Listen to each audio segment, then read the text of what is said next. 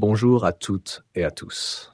Ce podcast aborde le procès de la métaphysique chez Martin Heidegger, entendu comme critique heideggerienne de la métaphysique, qui se saisit en définitive comme critique du Dasein en vue de l'établissement de l'instauration d'un séjour bienheureux dans le quadripartie, unissant le ciel et la terre, les divins et les mortels.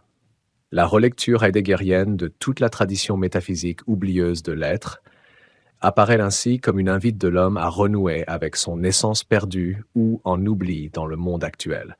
Donc, interpellation à toujours quêter en direction du sens fondamental de son existence. Une telle aspiration est recouverte dans le recours à l'ontologie fondamentale.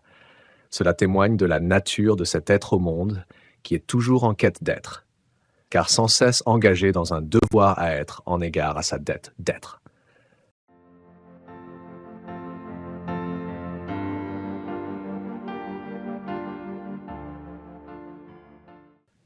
Martin Heidegger n'est pas un idéaliste. Selon lui, cogito ergo sum ne suffit pas. Il faut également dire j'agis donc je suis.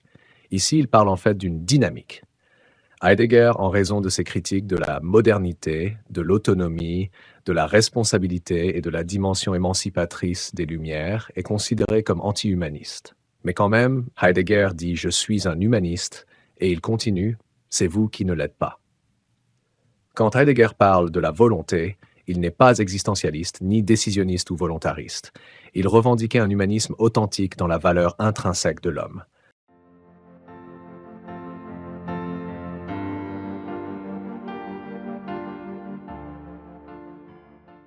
Selon Martin Heidegger, la modernité a la possibilité de tout fabriquer, du monstre, de l'hybride. En plus, il n'y a plus de finitude. La Terre apparaît comme le non-monde de l'errance. Heidegger critique l'obscurcissement du monde, la fuite des dieux, la grégarisation de l'homme, la suspicion haineuse envers tout ce qui est créateur et libre. Pour lui, c'est ce qu'est la modernité et la technique dans son paroxysme.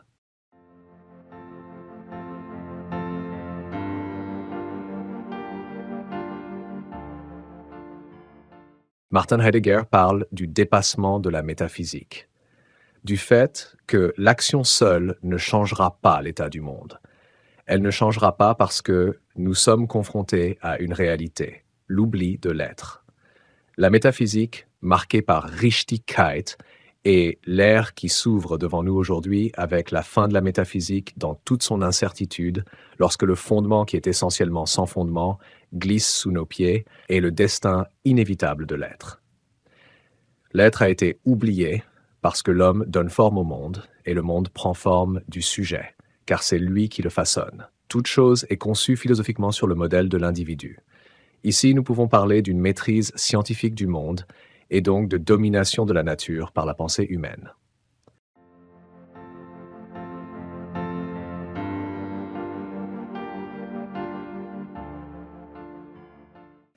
Pour Heidegger, Immanuel Kant opère une sorte de dépassement de la métaphysique, mais il reste quand même prisonnier d'un système rationaliste, qui est la métaphysique classique.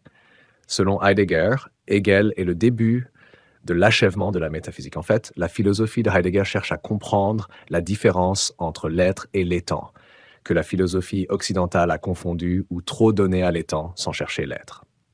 Selon Heidegger, il faut repenser notre façon d'appréhender les choses et la question fondamentale de la finitude. Pour la philosophie de Heidegger, la volonté de volonté nie toute fin en soi et ne tolère aucune fin, si ce n'est un moyen de soi.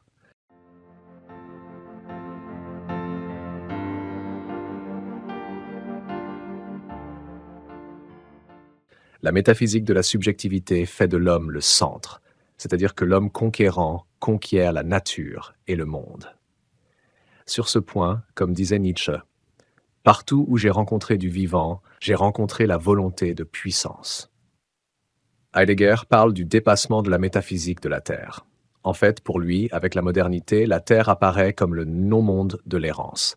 Avec la volonté de puissance de Nietzsche, le vouloir humain devient volonté de volonté. Avec cette notion de volonté, Heidegger signale une erreur des modernes, l'oubli du sens de l'être. Comme Heidegger critique dans ce chapitre la notion de volonté, En fait, cette notion signifie une attribution d'une manifestation de l'être à l'étant. La volonté de volonté durcit les choses et les conduit dans l'absence de destin, comme Heidegger veut nous montrer en parlant de la domination de la volonté de volonté. En effet, avec la technique, c'est-à-dire le calcul et l'organisation de tout, la volonté de volonté proclame son règne.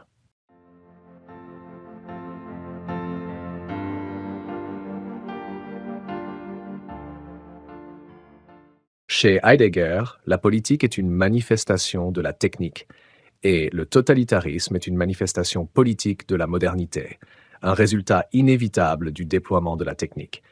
C'est le résultat de l'humanisme qui installe l'homme comme centre de référence. D'ailleurs, pour Heidegger, la modernité définit l'homme en tant que la plus importante des matières premières. Le terme technique est un mode de dévoilement et de manifestation de l'étant tel qu'il est. La technique, comme le projet mathématique de la nature, appelle l'homme à devenir maître et possesseur de la nature par la connaissance, puis par la technique et la science. Le réel devient donc une sorte de stock mis à disposition. C'est dans cette perspective que Heidegger a voulu jeter l'essence de la technique pour instaurer un nouveau rapport avec elle. Dans un monde où tout peut être calculable, la consommation éprouvante de l'étang dicte la domination du Führer en tant qu'organe régulateur et incarnation de la volonté de volonté.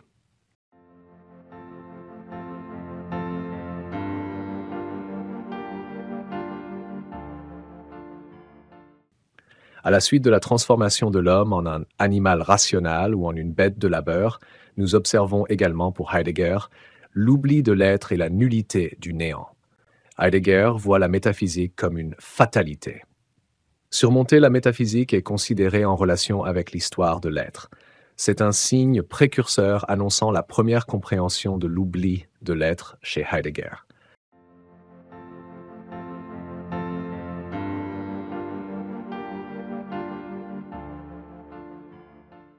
Heidegger parle de la notion de la connaissance absolue. L'appartenance à la volonté de puissance est la suprématie absolue de la rationalité calculante et non l'imprécision et le chaos du vortex vital. L'être de la volonté de puissance ne peut être compris qu'à partir de la volonté de volonté. Cependant, cela ne peut être connu par expérience que lorsque la métaphysique a participé à sa transformation. Selon Heidegger, la technique signifie la mise en sûreté du fond, c'est-à-dire que c'est une notion qui aborde une forme suprême de la conscience rationnelle. Chez Heidegger, la volonté de puissance rend toutes les choses sûres et pour autant, elle est ce qui seul dirige, donc ce qui seul est exact. L'exactitude de la volonté de volonté est tout à fait mensongère. Pour pouvoir vouloir une sûreté absolue, il faut d'abord découvrir l'insécurité universelle. Selon Heidegger, l'état de l'errance néglige toute vérité de l'être.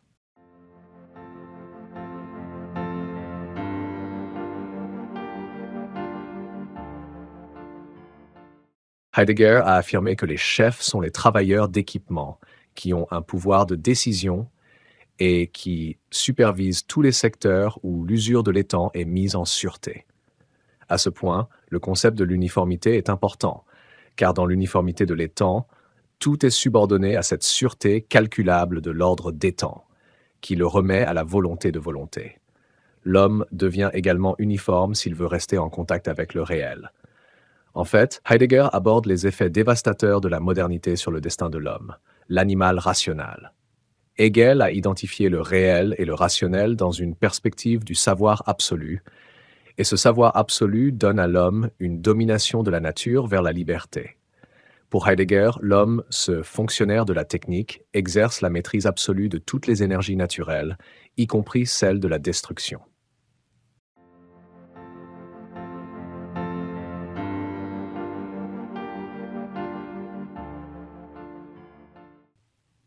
Heidegger se positionne dans le crépuscule de la fin de la pensée occidentale. Pour lui, il faut penser la question de la vérité au sens de l'être, car la modernité est synonyme de l'oubli de l'être. Le dépassement de la métaphysique de Martin Heidegger se fait autour des concepts suivants: la volonté de volonté, la raison absolue, la domination de la volonté, la modernité et la certitude, la confrontation de la technique et de la métaphysique.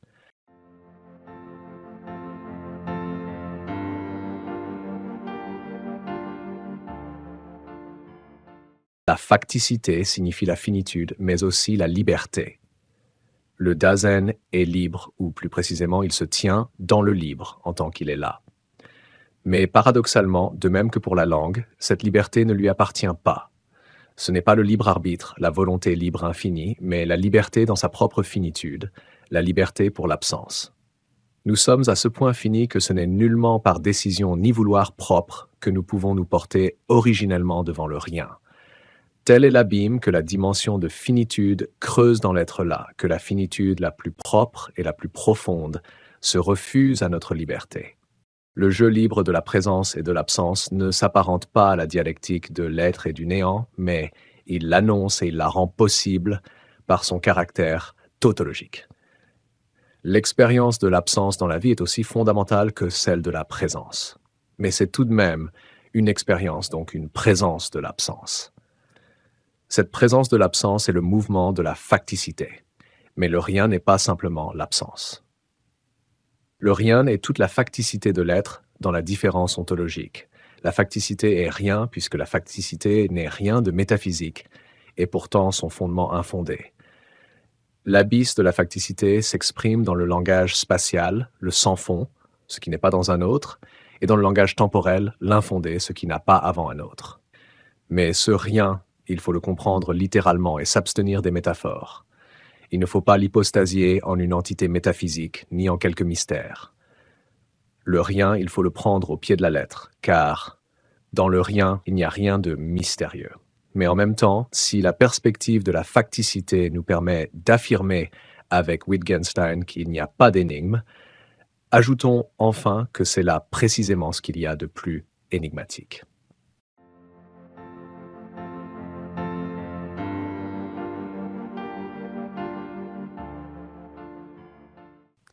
Je vous remercie d'avoir suivi cette vidéo. N'oubliez pas de la partager sur vos réseaux. Abonnez-vous pour m'encourager. Merci encore et à la prochaine vidéo.